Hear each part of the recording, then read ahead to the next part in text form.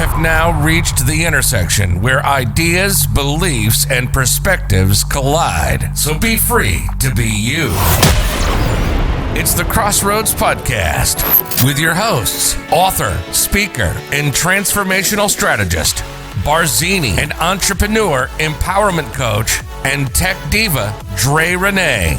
If you're ready to talk love, business, politics, and everything in between, you're in for a ride. Welcome to the Crossroads Podcast.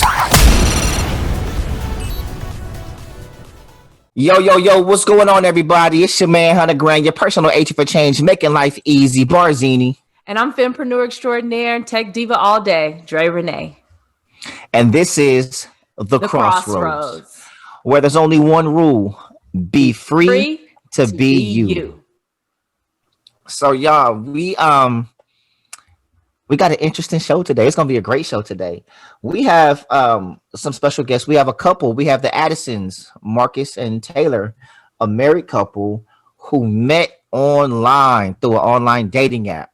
Right. So I'm excited to have this conversation about like the whole process, the story, how they made it work. There's so many people who are trying online dating, looking for love and everything else, and just not having a whole lot of success at it. So we wanted to bring a couple on that has a success story that made it in their newlyweds, and they're going strong.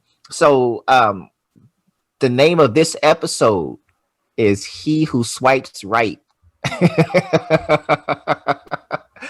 So I'm excited about this episode. What about you, Dre?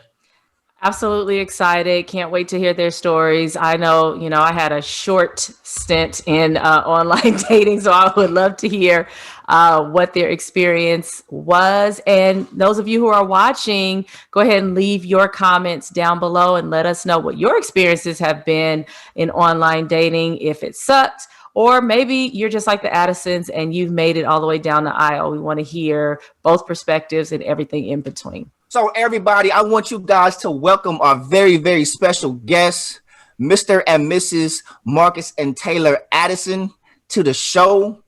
Y'all, so the episode that we're doing today is called He Who Swipes Right, right?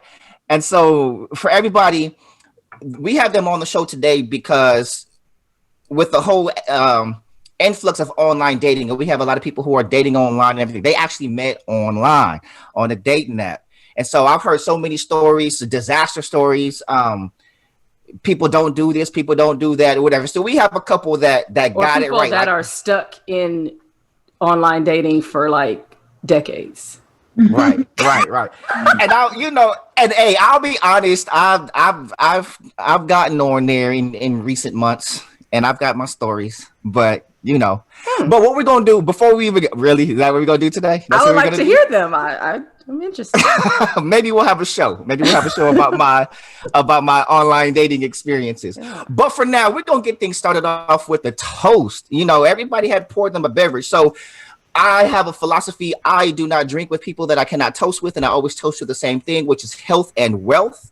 So cheers. Cheers. I got my little tumbler. What if you were drinking with someone who didn't want to toast to that? Well, like, what if they was like, nah, I got my I'll be honest, I've never encountered that, and I don't know how I'd react. I guess I would have to put my drink down or walk to another room. I can't drink with them. We can't toast.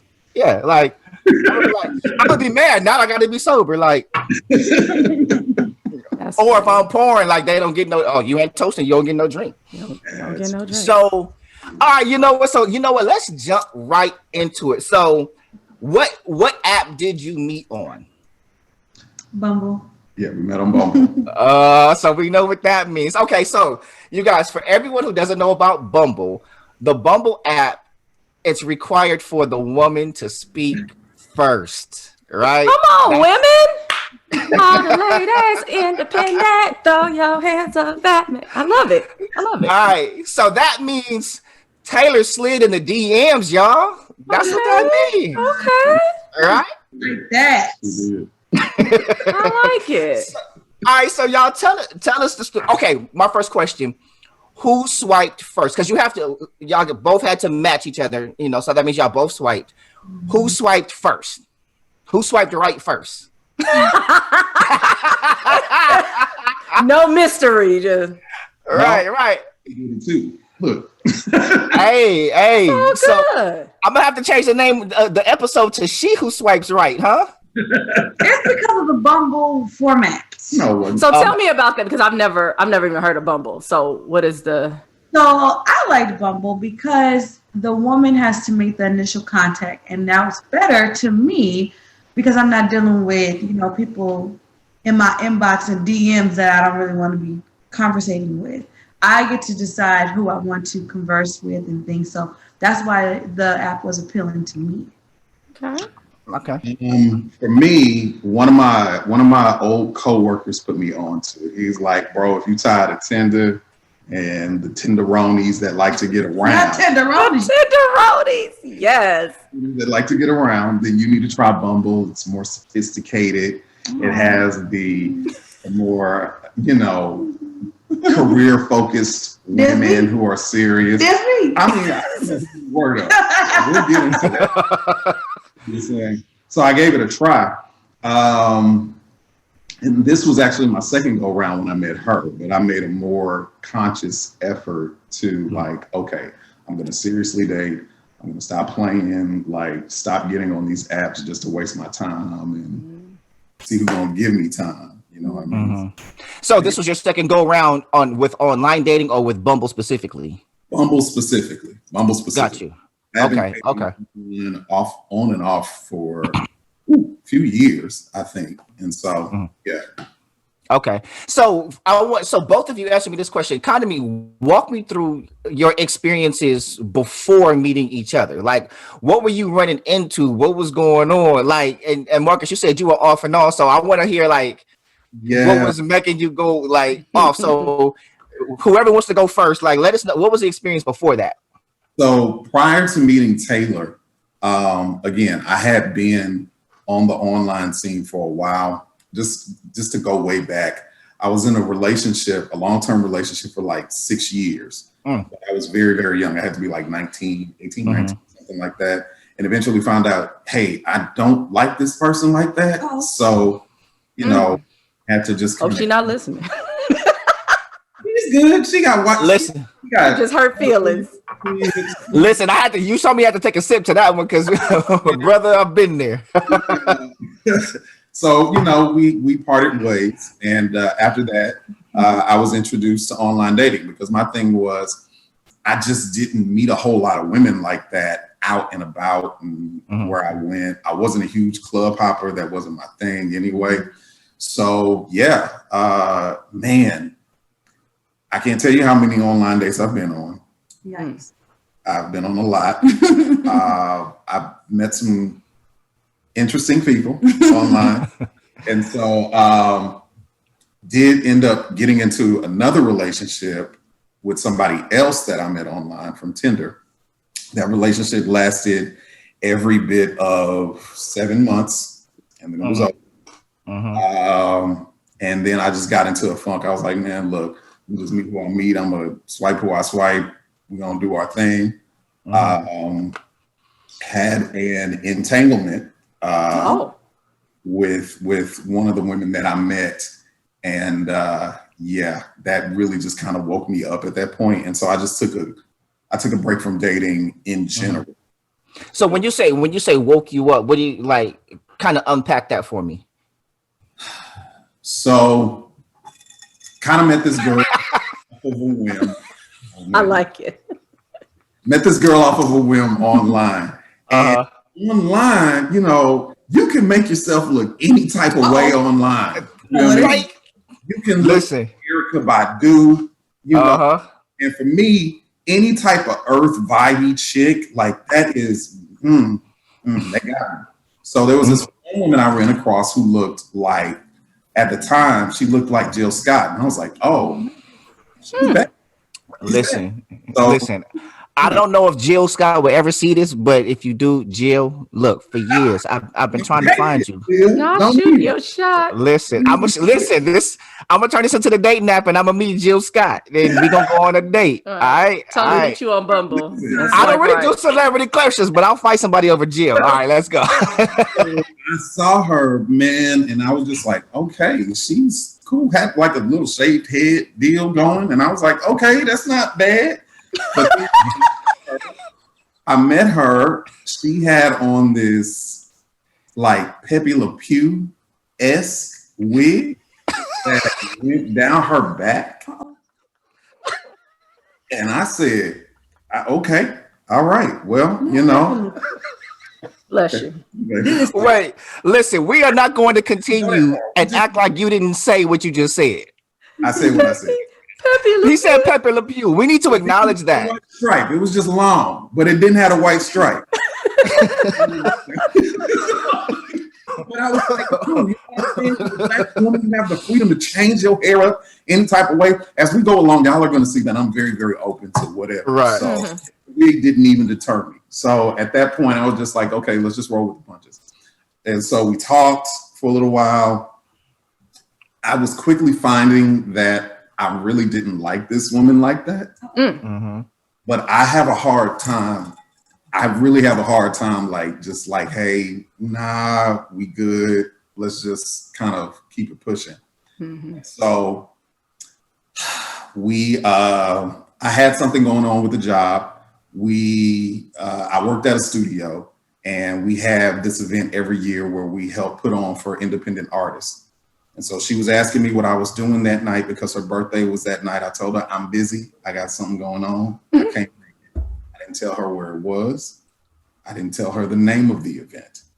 I just told her the name of the studio that I worked at. That was it. Somehow she found out where the place was. Come on, sis. She was on a mission. And came to the event. Now, granted, I'm working 2 jobs. So I got off at 9:00 from one job in Katy. If you know Houston, Katy to downtown is a long drive. Mm-hmm. So I drive from Katy to downtown Houston. I get to the spot at like 10. Here, Marcus, this is where you work. What do you think? I'm working, and this chick pops up. Hey! With the wig. Yeah, she had like braids or something. Well, no, she couldn't have braids because she shaved it. It might have been braids because she might have had like a mini fro. But no, she didn't have. She might have had Pepe on. I don't know. It was long. It was long. It was long. It was long. And so I'm working that night. I was like, hey, how you doing? Go enjoy yourself and get away from me. Mm-hmm. And so end of the night rolls around. People are dissipating. It's about 12:30, 1 o'clock. You know, closing times for most clubs, 2 o'clock. And this girl, she's still there. And so I thought I had gotten out of it. She drove herself and all that. Ended up mixing her liquors, and then she smoked a little bit. Oh, she was no good. It's going down. I can't drive. Okay. So here's what I'm gonna do. I'm gonna drive you home or to your friend's house. I'm gonna go back. I'm gonna Uber back, come and get your car, drive it back to your friend's house, and then I'm leaving. And then that's the last I want to hear from you. So and you told her that. Huh? And you told her that. I didn't tell her that per se. Okay. Per se. That's how the entanglement came about. Okay. So, you know, I go back, I go get her car after I drop mine off at a friend's house. Drive her car back. Yo, I call her up from outside. Yo, I got your keys. Come and get your keys and give me my keys so I can dip. Oh, can you come inside for a sec? So at the friend's house. At the friend's house. Yeah, you went there because the friend about to meet you. I see where this is going. It wasn't even that. We talking about like, again, super early in the morning, 1 o'clock. So she come inside. Okay. I go inside. I grab my keys. She comes around the corner. She's in this number. Not a number. Where that little number, that the little red number. You know, so on and so forth.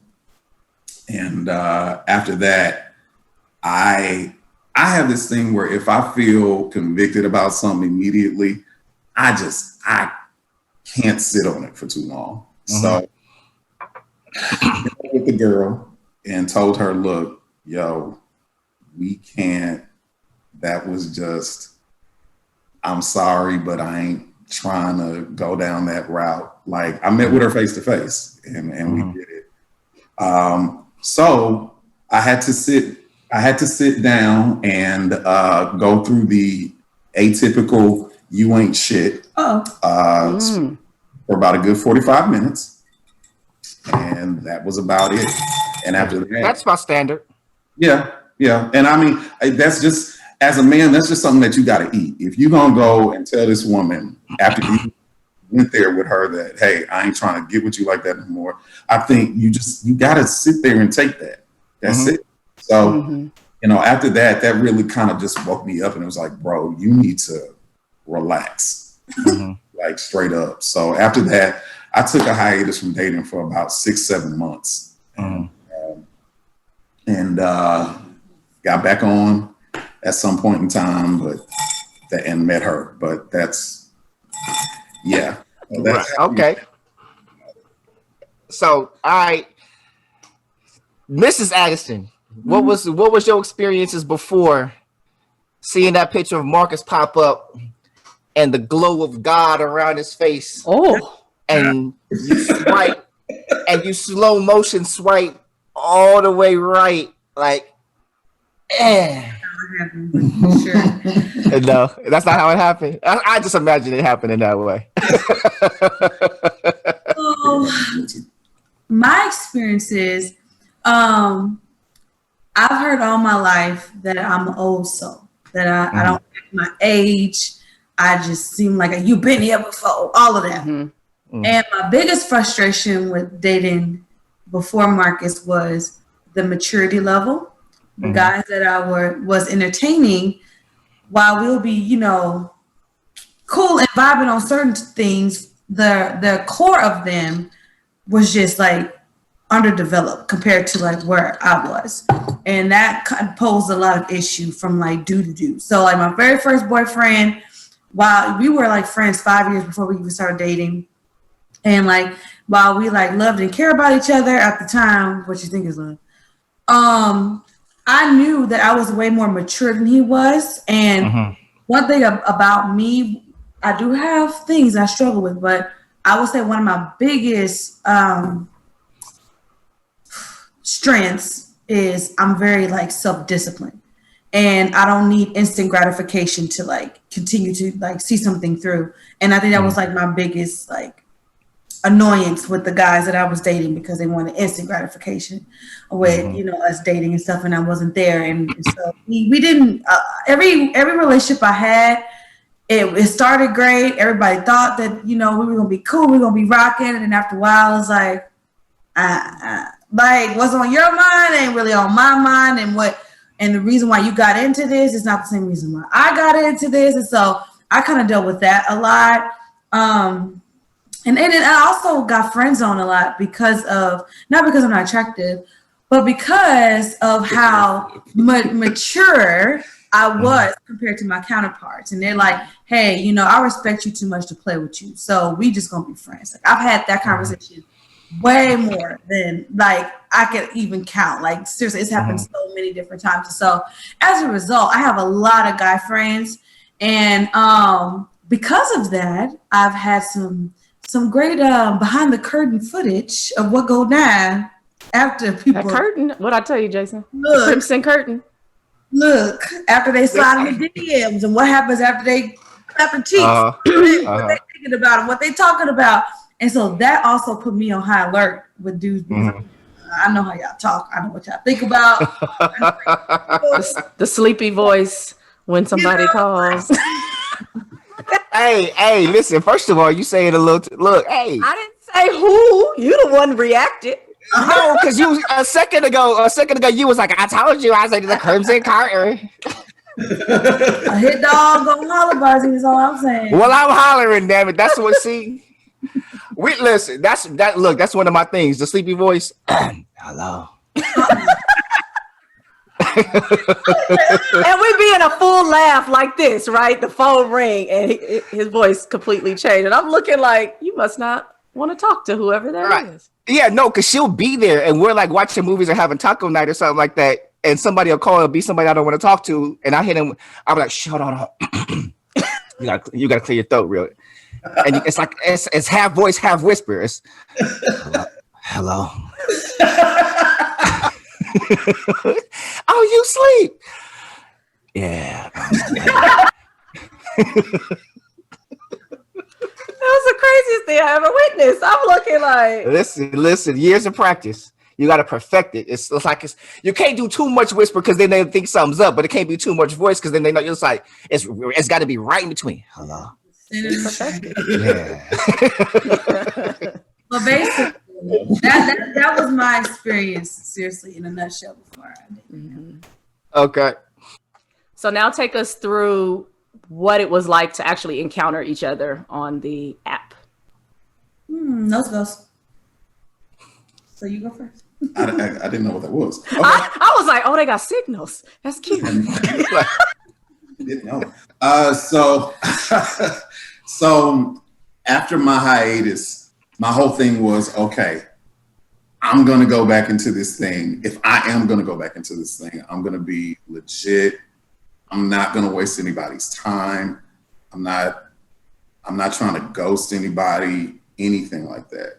So I downloaded Bumble again after deleting all my apps. So you weren't like deactivated. You was deleting. He was like, I'm done. I'm completely done. It was done. Like it was deactivated. After that, it was done for me. Like got you. That taught me my lesson, and I was good. So I was just like, I guess, man, we'll see what happens. Not really thinking that something will come out of it. You know what I'm saying? Just really just stepping out there, stepping out on faith. So downloaded the app, found a few people. And I want to talk to you. And I want to talk to you. You cool, but I don't want to talk to you. So one day in particular, I decided to lower the age on the app. Don't know why. So I lowered the age. It's the Lord. And that's what I'd be scared of. I'd be scared of that. Listen. It's very scary because you never know what you're going to get. You could deal with somebody who, like she said, immature. Peace sign and duck lips all over their pay. That part. That's okay, so what did you lower from? Where were you? What was the first range and then the second range? What was that? I think I might have been 31 at the time. So I lowered it to 24. Oh yeah, you was taking a chance. Like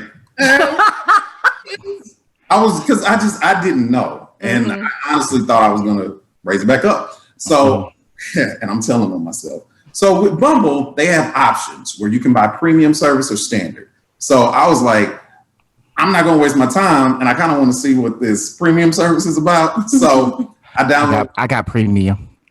Not in the mic. I got premium. I got that premium. This is how I know she swiped. Right. So take a pause real quick. So tell them the difference. Explain the difference between the standard and the premium. So with the standard and the premium, again, Bumble's system is geared towards letting the woman talk first. And they do this thing where you receive messages at the top, there's a cue that shows you that women have swiped right on you, but you can't see their face. It's digitized. So here's Bumble. Do you want to see who it is? We can show you. And you're like, yes, I do want to know. I would like to know. I'm genuinely interested. So I snagged the carrot. And of course, I knew I was going to get some interest because I'm an older guy, younger women. It happens all the time. So I just didn't know what was going to happen. And I saw her picture and I was just like, oh.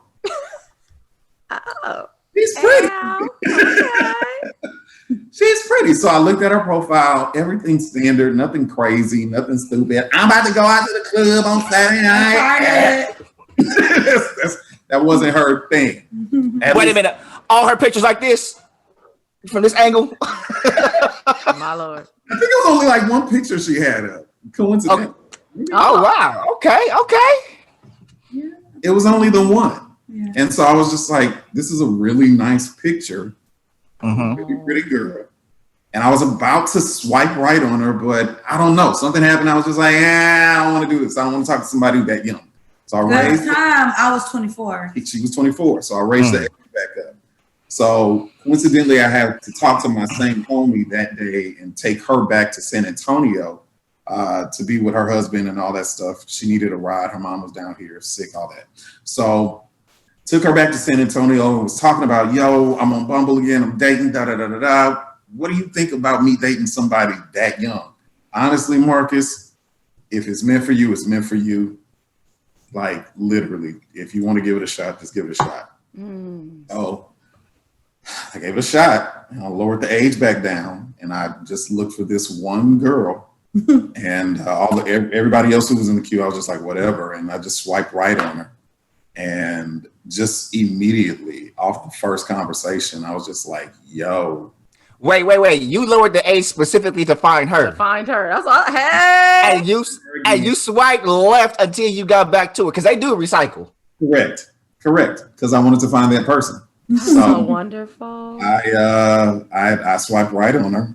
But you knew she had already swiped right on you. That's why she showed up. Okay. Still up there. Oh, and I forgot to tell you this. So after 24 hours, they go away. Yeah. Oh, yeah. You got 24 hours to respond. Like she has 24 hours to say something, and you have 24 hours to respond to her. Right. Or it doesn't match. 2 hours to even swipe right, like after she swiped on me. So she was sitting up there. I was like, let me go back. Swipe her. And I was just, with that kind of stuff, you don't know if the person's going to talk or not. But she talked. And she said some stuff. What she say? What's the first thing she said? Did she just go, "Hey, how are you?" So you can say something. So my baby don't know how to flirt. Okay. So she might have said something like very, very like geeky or funny or. So she was straight out with it. Hello. How are you? That's what I wanted. I didn't want anybody who was like, "Hey, how you doing?" Yeah, no, it wasn't that. So she just started talking, and it was so refreshing at the time because I don't know, breakups and multiple like hookups and all this stuff. I just needed a breath of fresh air. Yeah, and so she was that, and I mean that was history after that for me. Oh. Yep. Okay. That is wonderful. So what was the vibe like? Because there's this natural transition. I know like you talk in the app and then you exchange numbers and you like talking on the phone. So when y'all first met in person, was it the same kind of like energy? Like, how did you feel? Like, okay, when y'all set up the first meetup, like, hey, we gonna meet face to face. Because I imagine like over the phone, y'all all giddy and talking, and bro, you know, Marcus hitting you with the voice, yeah, you know. And Marcus got you hear the voice. I know he was throwing it on. I know he was throwing the voice on. And so you about to meet up and you about to meet this person because like Marcus, you literally was like, no one else exists. I'm waiting for this one to come back around. So what were the feelings before, like leading up to the first meetup, like face to face? What was that like? For me, it was just, again, I was a little jaded, I hadn't already been down this road. I didn't talk to so many women, like, who are you? Like, everything can change from the face-to-face meetup. Everything can change. Like, how cool you are over the phone, everything can change. So, I don't know. For me, it was just like a regular date. And so I was just wanting to see what she was about. Like, is this person who I'm talking to, who has these inside jokes, who I have this great commonality with, is she going to be the same person when I meet up with her face to face. And so I get there earlier, and again, I'm chill. But then she walks up, and then for whatever reason, I get nervous. And I turned around, and it's funny because it's all coming back. I turned around and I started talking to myself, like, why are you so nervous right now? Get it together. Like, come on. Like, be cool, ice cold, be cool. She walked up and she was smiling at me as she was walking up.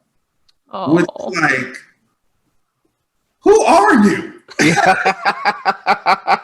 does that on the first date. Like, nobody does that.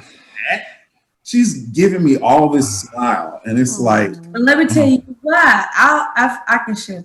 That's a deep one. So yeah. I'm gonna share this is about to be deep, y'all.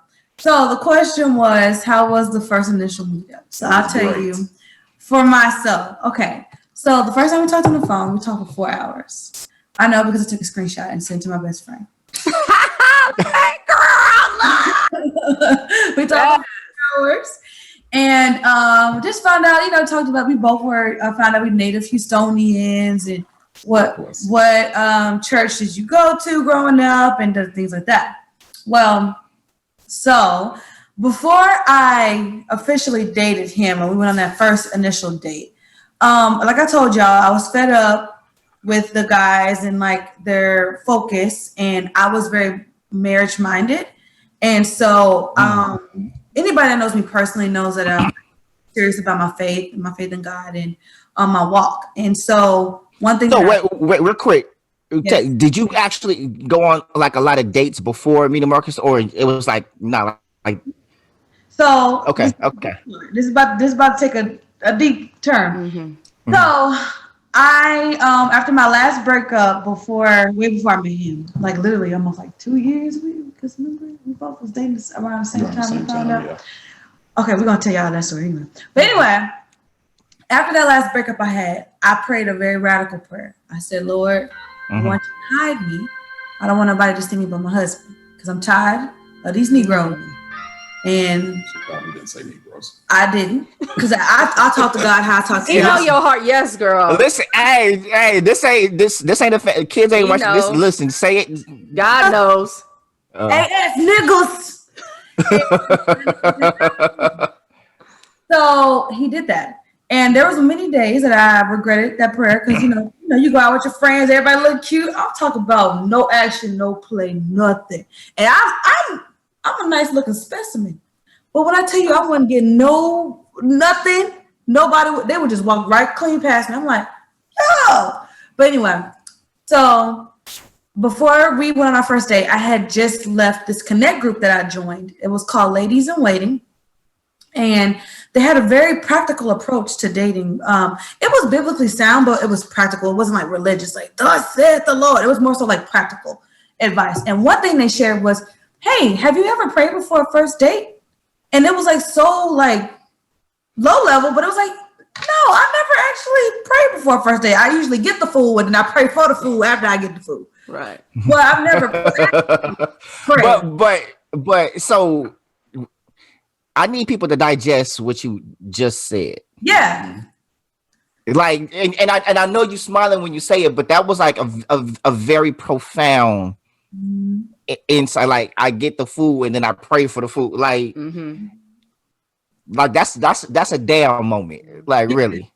So I was sick of being reactive in all my prayer life about everything, not just relationships. And so I was like, I want to be more proactive in my prayer life. I don't want to just be praying once shit hit the fan. Right. So long story short, before we went on our date, we set it up. I very subtly suggested that we should go get ramen. It wasn't subtle. Yes, I did. No. And so, I want to go get ramen. If anybody knows, Taylor. I want ramen. I want ramen.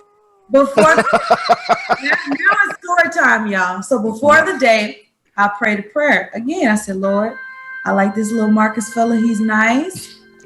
But I told you 2 years ago, I only want my husband to see me. If this man is not my husband, I was very clear.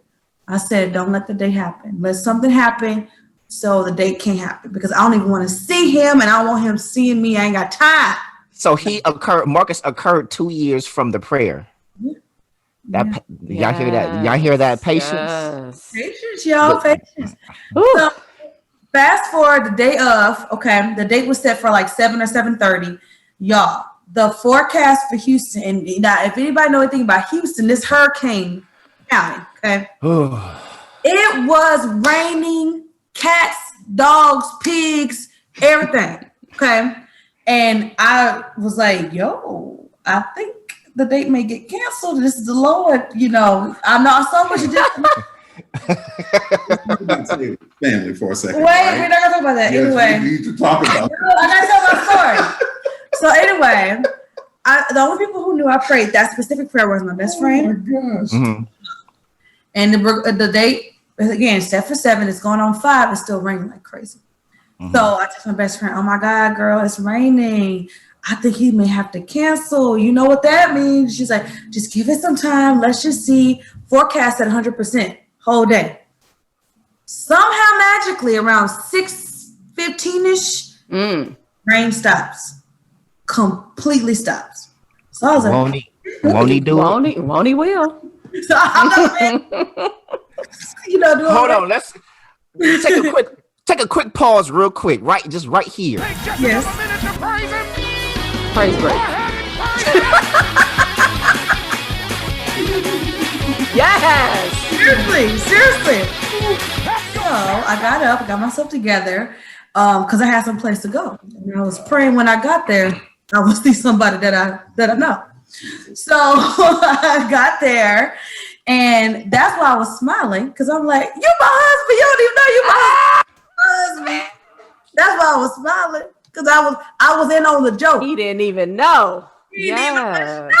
So that's why I went in like, "Oh, this is about to be great. The Lord that orchestrated all of this here." That's wonderful. Damn.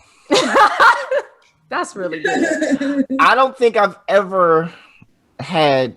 Well, I guess I wouldn't know if I've ever had somebody walk up to me saying, "You." No, yes, I have. She was lying though. There's that. I wouldn't. Then there's that.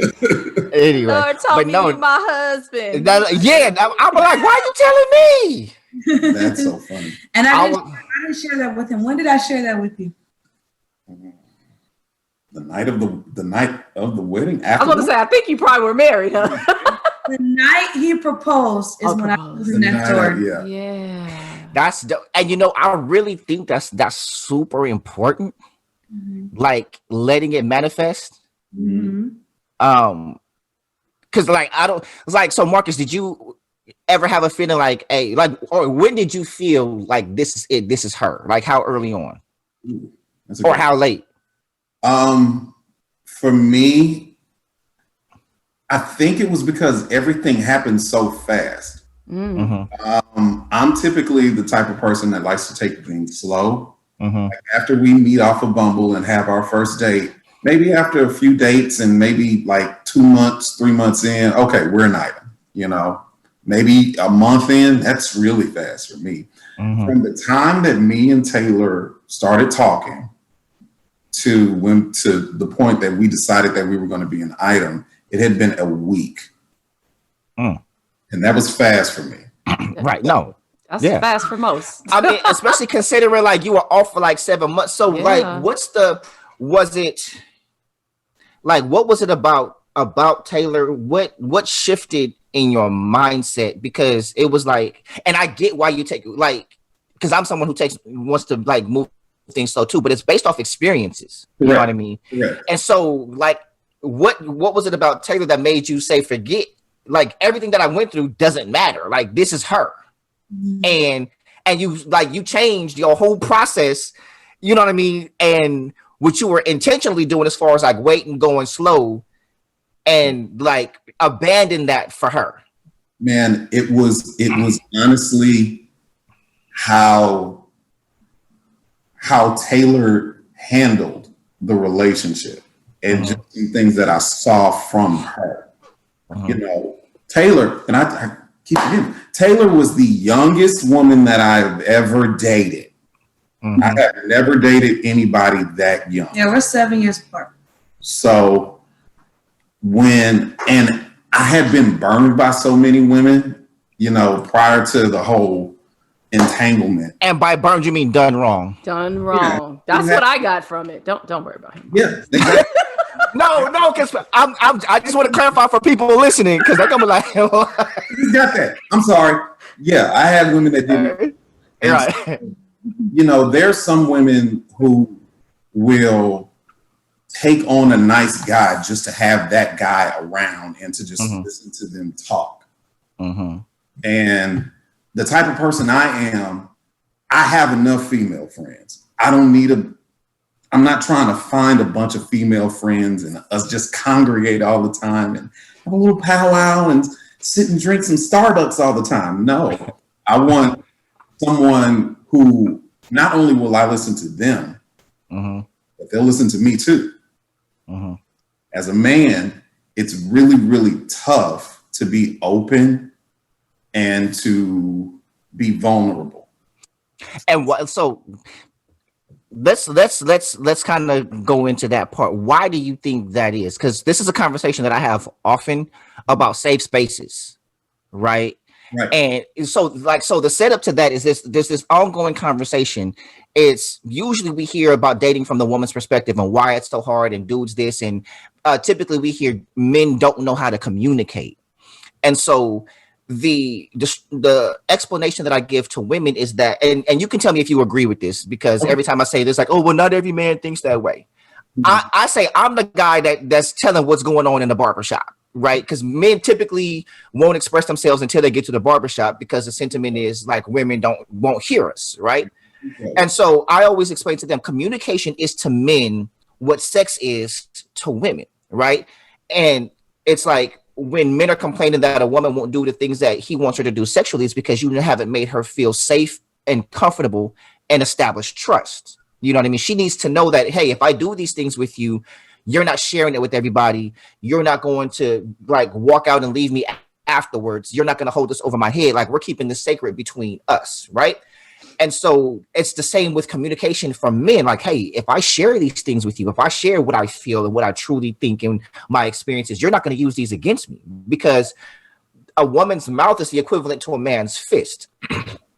And the same way that she can, like, we can use our hands to preserve and protect her and love her, we can also use them to hurt her. Whereas her words, they can preserve and protect, but they can also cut very, very deep. And so that explanation is like, our vulnerability comes with comfort and trust that, one, we're going to be heard, and two, that we can trust you with what we're going to tell you. So like, that was very interesting that you brought that up about like being able to be vulnerable, you know, or you hadn't been before. So like, when did she make that safe for you? Or how did she make that? Let me say, I think, how did she make that safe for you? How did she listened. You just listened. You just listened. Like, it doesn't take a lot. Like, she just listened. Is it more so like a listen to understand versus listen to respond? Is that what you mean? Listen. Yes. I would more so say listen without giving like feedback on everything. Just listen to what I have to say, you know? I just heard that yesterday. One of my married friends, a couple friends, was just like, yeah, sometimes they just want you to, and depending on the type of woman and what you do, like, Taylor, are you a teacher? I know you're in education, but what do you do? I'm an administrator as well. Okay. So for me, like, I work in problem solving all day. Like, that's what I do, right? So when I hear something, my first inclination is, how can we fix it? And so having to kind of, retrain yourself at home, if you will, to just be a listener, that's pretty profound, especially if that's what he needs. Naturally, like, one of my core values is efficiency. And so I naturally lean to be in the problem solver mode. But what I had to train myself to do is like, know when that was appropriate. There's nothing wrong with being that way, but I had to know, based on what he was telling me, what was appropriate appropriate response. And so there'll be times where he just needed to vent, get things out. He didn't need me to fix it for him. And there's other times where he was like, I don't know what to do. And that's when I knew, oh, okay, he needs the problem solver me right now. Right. So it's just honestly wisdom. And I think that's a part of it too. That's a part of it too, the listening. But it was also, not only was it the listening, but it was also attentiveness. Like, I feel like a woman who can show a man attentiveness, like that's a really big thing, because just based on the age of social media and everything that we see, everybody's so self-centered nowadays. Care about me, and myself and I, whatever. And so, you know, the fact that she took time to like really show that she cared, that she listened, and then would speak from that place, and then offer reassurance. What? Yeah. I haven't known you that long. Like, why are you like this? So most of the early part of our relationship was me trying to figure out, why is she like this? And it just, I just kind of got over that. And it was like, this is who she is. Yeah. And at that point, that was when I accepted, okay, this is who I want to be with. I love that. And I love the fact that she said attentiveness, because I was getting ready to say right after she spoke, it was really about paying attention. So when you said that, I was like, because I think a lot of times people want to know what to do. And the answer is pay attention, right? Like the man or the woman will tell you or show you what to do, but you want kind of this cookie cutter, you know, one thing works for everybody, and it doesn't. Because maybe we're listening to your story right now and somebody goes, okay, I'm just going to listen. I'm not going to offer any feedback. And they're in a relationship with somebody who's like, help me out here. You know, we just actually talked to somebody who led with, you know, in the first few moments of me meeting somebody, if she's not willing to help me with my purpose, I'm not fooling with her. That's a complete. Listen. Okay. Listen. We won't get into that, but that was like, so it's really about knowing who you're with, or in the case of not necessarily knowing them fully, paying attention so that you can get to know them and respond appropriately. I always say my minor was psychology. So, hey, psych. Yes, everybody. Quiet and patient to me. But I always say, if you're quiet like long enough, people will show you who they are and what they need. So that's kind of how I approach this. Like, just be quiet. Just let him show you who he is and what he needs and what he values. And so I kind of like approached him based on, again, effectiveness is a core value of mine. What's going to be effective when we communicate, when we are hanging out? Like, and that doesn't mean that I didn't let, you know, things organically develop, but at the same time, it was all intentional. Everything that I did was intentional. So that's kind of where it stems from.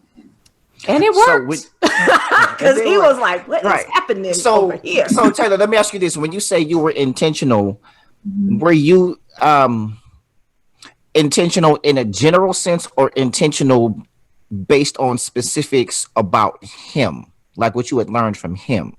So, and what I mean is, like, you have a lot of people who've learned things like from their parents or grandparents. Oh, do this, do that. Be like, and we're taught intentionality, but sometimes it's like in a general sense, like, hey, do this and see what they do if they fit you. So that's what I mean by, was it general, or were you intentional based on the things that you had observed and learned about him or heard from his past or his experiences, and then you decided, hey, I'm going to be intentional in these ways based on that? Good question. It was like a 80-20 split, 80% tailored to who he was and 20% of just general, like, good relationship practices. So that's kind of how I approached it. Okay. Yes.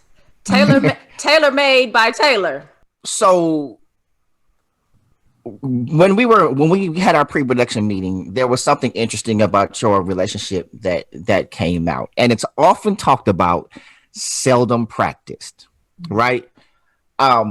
Something that I don't think that I'm necessarily strong enough to do. I might be, and maybe it depends on the person.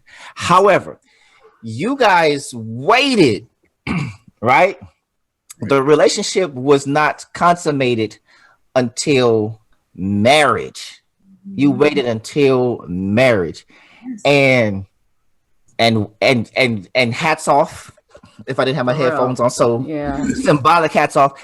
And I can't imagine that that's something that's easy to do. So one, I want you to walk us through that decision, but more importantly than the decision, the process, because that's like people feel things, you know what I mean? And so I can only imagine like, hey, there's things that we have to do to fight these urges. You know what I mean? And I don't mean like detailed, if like substitutes and nothing like that, of course. But I just mean like the mental space. Listen, you already know I ain't got no damn sense. So, like, you know how? Hey, can I just? No, we ain't talking about that. But I mean, the mindsets and the intentionality of, hey, this is the decision that we've made. And so like take us through, okay, how did we come to this decision? And more like, again, more importantly, like the how the hell did you do it? Right. What is it like? Mm-hmm. Right. Yeah, I'll start. So yeah, the biggest thing was for us, we already made that decision before we met one another. I had been through my thing. Taylor had made her decision well ahead of time. And it was just like, yo, this is what I'm doing. I hope you good with it. And immediately I encouraged her and I was like, yo, that's awesome, because I'm on that same path too. Mm-hmm. But walking it out is a totally different thing. Yeah, right. So the biggest thing I know for me was just, okay, there's certain things that I can't do. Like there's certain lines that I can't cross. Mm-hmm. It's gonna rev up an engine. Mm-hmm. It's gonna happen. Mm-hmm. Regret is gonna set in. Mm-hmm. So, you know, for me, it was all about, yes, we're gonna make this decision, but we need to put some kind of boundaries in place. Where when we moved into our apartment during our engagement, we got 2 bedrooms. We're that serious about it. Yep. You leave no room for the devil. Yes, he will. So, you know, and you know, but you know what? And I contend, like, I won't even say that ain't the devil. It's like we ain't ready to let God in yet. Right. Seriously. He ain't in it in yet. Yeah. So, right. Yeah. You know, and we were that serious. Yeah. So it took tough conversations between both of us, because we know, okay, what are your things? What are my things? Right? And then after we figure out what the things are, then we need to take active steps to not do these things so that we don't start anything that we're not trying to finish. I ain't starting and I ain't trying to finish. I speak for her, but yeah. So what I'm hearing is that y'all sat down and y'all named it, like y'all, you know, right? Well, because you know you hear a lot about.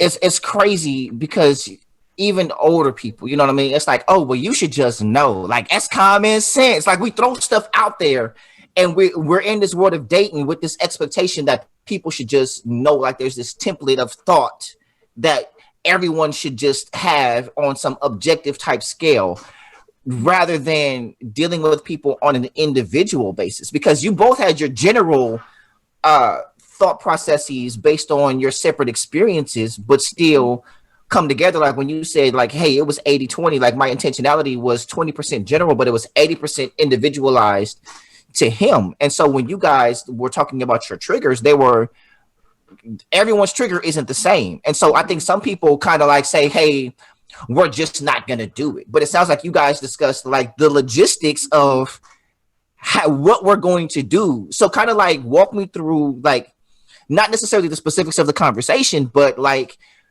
was there a conversation where you decided, hey, we're going to be specific and name the things, or is that just how both of you are as a person? So it was kind of easy to do that. I would say it was easy because both of us, we're communicators, like both of us independently. Like one thing I would say about my husband is he's a very good self-advocate.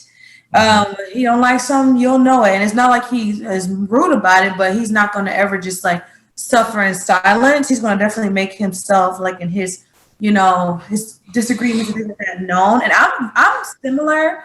I more so followed his lead, to be honest.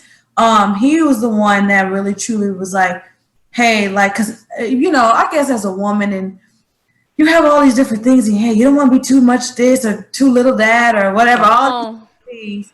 Come on. Didn't I just say this? Oh, I just said this earlier. No, seriously, you're always just like over analyzing every little thing you do and second guessing yourself. And so I'm like, no, you do it first. No, you do it. I ain't doing it. So he did. And it actually came about because because I'm so awesome. For his birthday, we did a staycation, his first birthday, and I got him a Rockets game tickets and all of that, and we booked a hotel. And my friend was like, "Hold up, let's get a 2 queen though, and like that was his, he initiated that. And to me, of course, it's music to my ears, but I wasn't going to force it. Again, I'm very self-disciplined. I can control myself, But at the same time, I was like, no, let's be even more intentional and like have 2 separate beds. And we absolutely slept in our own separate beds. When we got this 2-bedroom apartment, we absolutely slept in our rooms. And it's because we kind of kept the eyes on the prize and what we really wanted. And it was worth it to us to do it that way. And honestly, in retrospect, I wouldn't change a single thing. I wouldn't. So do you find it that it was more difficult because of how you felt about each other, or was it easier because you both knew what you wanted? That's a good question. So it's kind of both. Yeah, I'll say a little bit about. Like we just sat down, had a dinner one day, and then was just like, "Hey, these are all my triggers." No, this happened. These triggers would happen sometimes in a moment. Yeah. And it would be like, step on. Oh, hold up. Yeah. And it came from both of us. Mostly me sometimes. Yeah. I say it was both. It was easy to facilitate the conversations because we both had the same goal in mind, right? But it was difficult sometimes to actualize the conversation because of how we felt for each other, because neither one of us are robots, right? We both have all the same buttons everybody else got, and we, on top of that, we love each other. So of course it was difficult, and we've had to have conversations where it's like, it's not that I don't love you, friend, it's just I'm just great, Right. We've had to have those moments, more so for me, right? Because I think for women, like physical touch and affection is super, super like equivalent to your love and care for me as a person. And for him, he's like, I can't, do too much affection and loving of you, before this triggers me here. Whereas I'm triggered in another way. Like, oh my goodness, he just told me I was so beautiful today. He better not look me in my eye too low. It's going to be some problems. So we both had different kind of triggers, and we discussed those. And sometimes again, like we would just in the moment, like say and name it. Hey, I love you. This is awesome, but it is better once I'm married to do it this way. And I think it's great that you have said, really, it's a series of conversations. Like you guys didn't just have one conversation. It was like, oh, no. Okay, we're not going to do it. This is something that you had to continue. So when we start thinking about or hearing about like the practicality of that, and I've experienced it, so I know exactly like where you are or where you were with that. But one of the things that people talk about and they ask you, well, what about getting into a relationship with somebody or marrying somebody without test driving the car, right? Like, what kind of conversations come with that? Is it just a whole level of faith, right? Like, just like, I believe the Lord has gotten me this far. Right. He's not gonna leave. He's not gonna drop me off right here. He's gonna give me everything I asked for. Or is it, is willing to risk? Or are we having those conversations to kind of discuss what it could be, would be? What does that look like? So we actually took a class where we talked about that stuff, like in depth. Like, what are the things that you need in that area once it starts?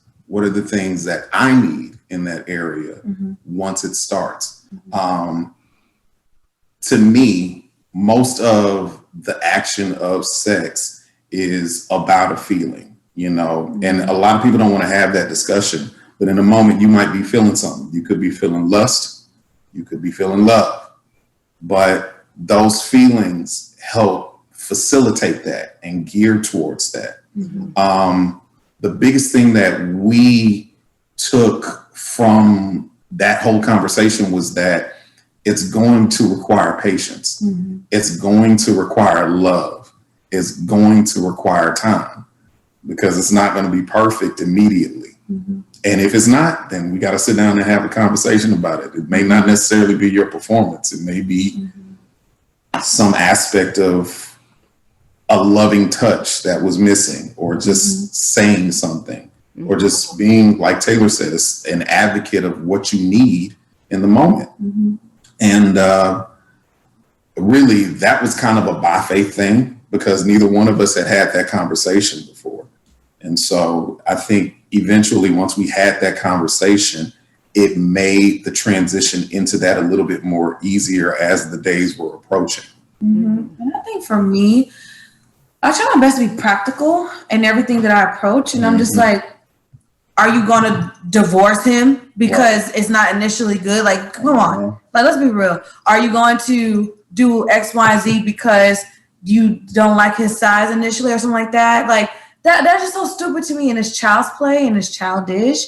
And so I just kind of approached it from a practical standpoint and say, like, hey, what's most important to me is not necessarily performance, even though that's great. It's more so like the connection point, right? Like what is this? What is the purpose of sex? And I think we started there, and I think we failed to mention it. Like, what is the purpose of it? What does it mean to you? What is it supposed to do for a relationship, in your opinion? And we were aligned saying, oh, it's just a gift from God for married people. You know, it's a way to bond you. It's a way to bring you closer together. It's not just about, oh, how many times did you make me come? It's more so, how close are we in this moment right now? Like, how much more am I connected to you after this? So for me, I was never concerned. And kind of like to what you were alluding to, I knew God wasn't going to play me, and he didn't. So another prize ring. Right. So this is what we're going to do. We're actually going to y'all, look, on that note, I really hate to end this episode right there. So what I'm gonna do, I'm gonna bring you guys back on for another episode, because I think the people want this. The people want this, right? Yay, so y'all, this Addisons. has been. We're going to bring it back, but this has been another episode of The Crossroads. As always, I'm your man, Barzini. And I'm your girl, Dre Renee. And remember, always remember, be free to be you. We want to thank you for tuning in to today's episode. Don't forget to subscribe to our YouTube channel and register for our email list for more episodes and projects from your hosts, Barzini and Dre Renee. Until next time, this has been the Crossroads Podcast. And remember, be free to be you.